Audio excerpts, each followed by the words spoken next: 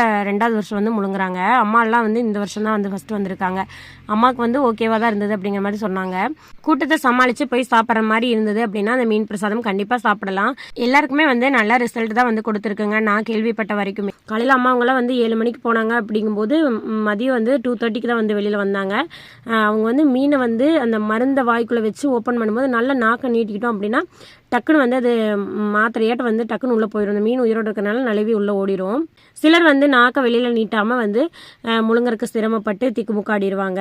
நாக்கை வந்து நல்லா நீட்டிக்கணும், அவ்வளோதான். இந்த பிரசாதம் சாப்பிட்றதுக்கு நம்மளுக்கு எவ்வளோ செலவு அப்படின்னு பார்த்தீங்கன்னா அந்த மீனுக்கு மட்டும்தான் ரேட்டுங்க 40 ரூபா வந்து வாங்குறாங்க. அதுவுமே வந்து ஃபர்ஸ்ட்லாம் வந்து 10 ரூபா தான், இப்போ வந்து 40 ரூபா.